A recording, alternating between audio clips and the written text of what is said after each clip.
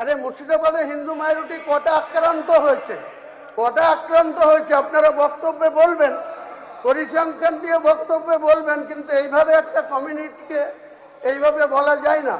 আমরা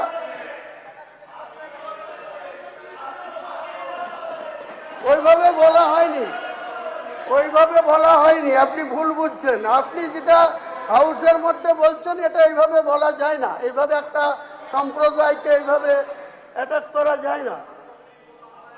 37 যেটা বলা হয়েছিল তার সেটা আউটসাইডে বলা হয়েছিল, আউটসাইডে বলা হয়েছিল, হাউসের মধ্যে বলা হয় এমন না। আপনি কি আমাকে থামাবেন নাকি? অনারেবল স্পিকার আমাকে পারমিশন দিয়েছে। আপনি কি বলছেন? আপনি কি বলছেন?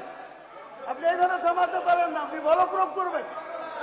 আপনি কি আমি জল খাটাতে চাইছেন? মাননীয় স্পিকার স্যার, একজন সদস্য এইভাবে মাননীয় সদস্যরা শান্ত থাকুন, বক্তব্য রাখতে দিন। এটা সদনের পবিত্রতা নষ্ট হচ্ছে। মনে রাখবেন, আপনারা আজ শাসক বেঞ্চে এসছেন, আপনারাই কিন্তু বিগত বিধানসভায় এই আসনে ছিলেন, তাই জনার্দন জনাদেশ আপনাদের পক্ষে গিয়েছে। আপনারা 2,93,06,000 ভোট পেয়েছেন। বিরোধীদের ভোট কিন্তু সব মিলে দেখবেন 3,22,00,000 আছে। এটা স্মরণ রাখবেন, স্মরণ রেখে কথা বলবেন সদনে।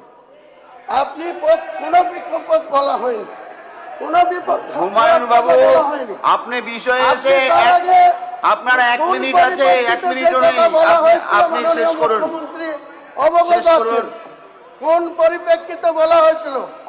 আমার বাড়ির কাছে এসে মাননীয় ইউপির মুখ্যমন্ত্রী যোগীজি এসে আমাকে ডাইরেক্ট আক্রমণ করে বলেছিলেন, তার জন্য আমি পাল্টা বলেছিলাম। এটা সদনের কথা নয়, আমি সদনে এইভাবে বলিনি, কোনোদিন বলবো না।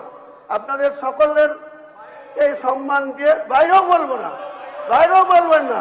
কিন্তু বাইরে যদি আমি আপনাকে এটা তর্ক করে সময় নষ্ট করবেন না। ঠিক আছে, ঠিক আছে, অধিকার আপনাকেও কেউ দেয়নি এইভাবে ধমকানো, আপনাকেও কেউ অধিকার দেয়নি এইভাবে ধমকানোর। আমি